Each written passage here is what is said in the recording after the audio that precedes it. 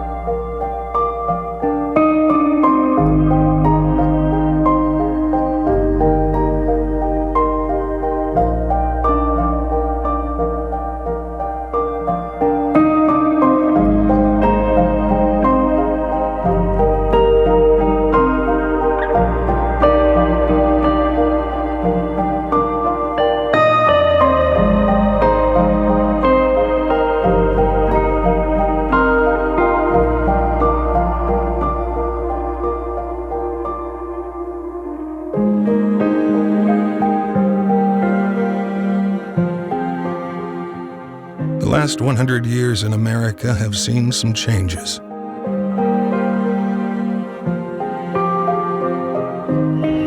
Some good years, Ride with the young adults who are lying. some not so good years. But one year seems to stand out above the rest. Wondered how a man who knew he was going to die could stand here and say that he was the luckiest man in the world. Station. Nice fat man. Fill your hand, you son. It was the year America put men on the moon. 0, all engine running. Liftoff. It's one small step for man, one giant leap for mankind. The year of Woodstock and hippies.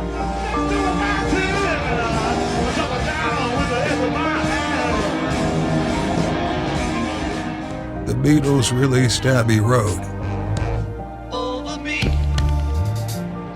The war in Vietnam Captures 14 North Vietnam. and protests about the war in Vietnam. Forrest Gump.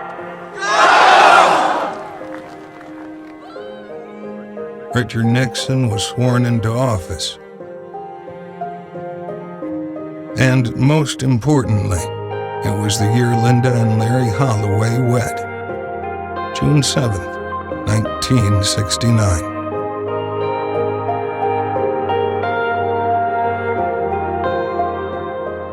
We met the third Thursday night of August 1968.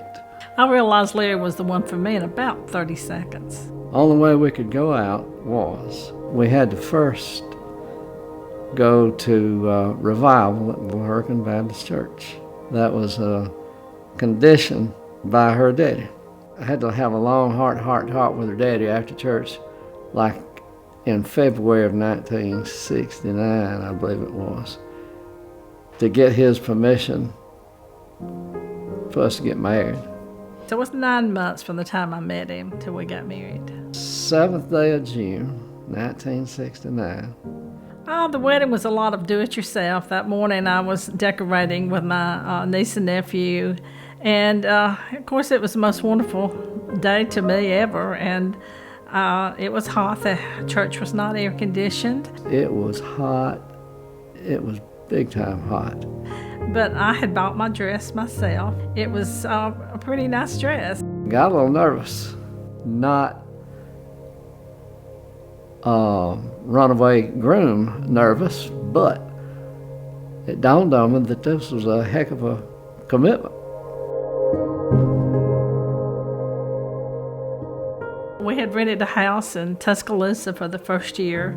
Everything was perfect. We were very happy, and we just enjoyed each other. The best thing about being married to Linda is she's a very loving, caring, person, sincere, deeply rooted in the church because of the way she was brought up. And she just easy to love. He's the most selfless man that I have ever known. Larry always thinks of everybody else before himself. He's loved me from the first day. He tells me every single day that he loves me. He's kind, he's considerate, and the best thing, I guess, is that he remembered his wedding vows. When I got sick, he went to every doctor's appointment with me. He took care of me. He learned to do things that he had never done before in the house. He was perfect.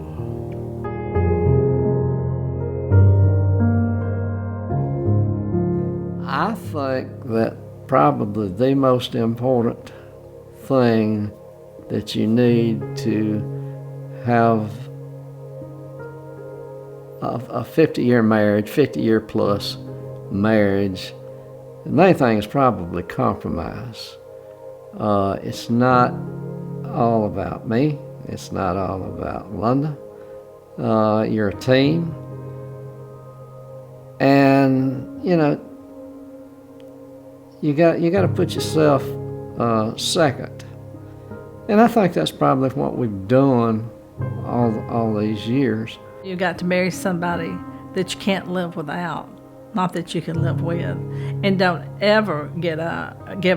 You have to be, I can't wait to see that person. I've been away from them all day long, and I can't wait to see that person. You got to be that much in love. And you got to we grew together. Whatever happened in our life, we grew together.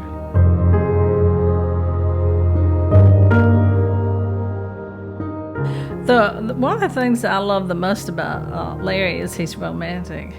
He's always bought me the most beautiful cards, and we would write notes in them, and we have them all. And he, of course, gave me flowers, but he would buy me the neatest little things. I have a little ballerina over there that plays a song. This a little music box. Just things like that were not expensive things, but things that were thoughtful.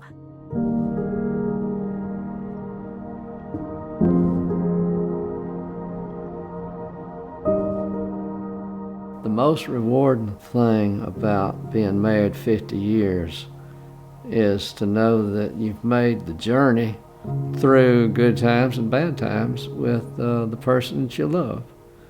And, to see that you have got children that you're proud of and that's going to carry on your name.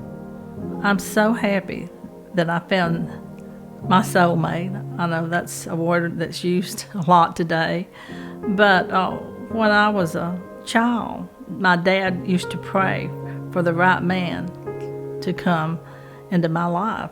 With her mother dying when she was just a kid and raised by her daddy, who was a strong Christian, and it was just the two of them. And anyway, she said that he had prayed and prayed and prayed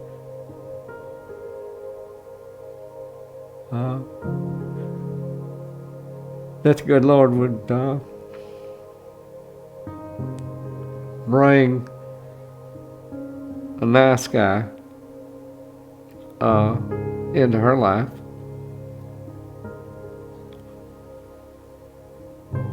And at that time, I really didn't consider myself all that nice. But like all of us, we have our faults and all that. But it definitely, it wasn't fate that